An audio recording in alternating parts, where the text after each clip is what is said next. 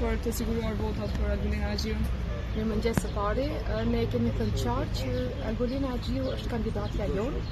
Zonja Albulin Agjiu është femra më e votuar në vend në zgjedhjet e nënshkurtit. Nuk ka asnjë arsye, absolutisht asnjë person dhe asnjë grup parlamentar të refuzoj votën për zonjën Albulin Agjiu.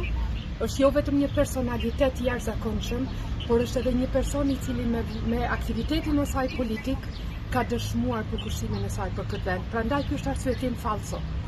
Arsyetimi i vërtet i partive opozitare është që nuk duan ta pranojnë vullnetin e qytetarit të datës 9 shkurt 2025. Dihet fituesi i zgjedhjeve, dihet kujt i takon kryetari i kuvendit, edhe nuk është kryetari i kuvendit ai i cili zgjidhet me pasi të jenë mbledhur dëshirat e deputetëve.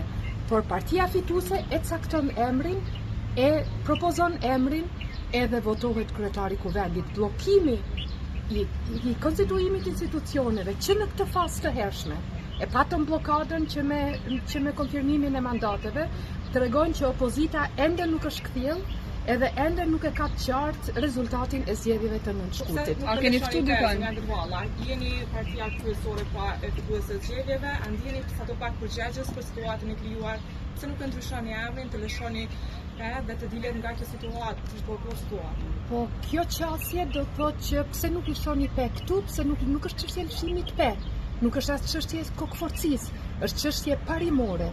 Fituesi propozon kryetarin e kuvendit. Fituesi, dhe jo pasi bëhet një anketë për kë ka preferenca dhe për kë nuk ka preferenca. Dhe partitë opozitare, dy të tjera, propozojnë nën kryetarët e kuvendit. Është shumë e qartë procedura, që më shumë se 16 vjet është e qartë procedura se si zhvillohen zgjedhjet dhe si konstituohen institucionet. Prandaj, sot fort shpresoj, edhe pse deklaratat që kam lexuar sot në mëngjes nuk më bëjnë optimiste, po shpresoj që t'i thrasin mendjes edhe që të vazhdojmë, sepse betejë politike bëhet rreth formimit të qeverisë.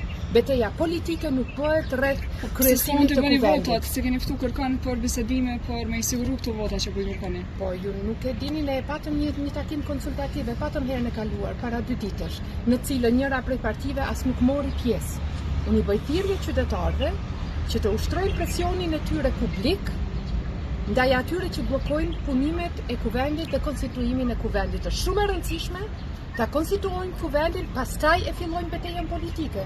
Ama bllokimi i konstituimit të kuvendit tregon bllokimin e qëllimshëm të zbatimit të vullnetit të qytetarit të nënshkurtit. Lejoni mua të shkoj tash, edhe do ta shihni gjatë minutave të ardhshme se si do të vazhdoj. Faleminderit.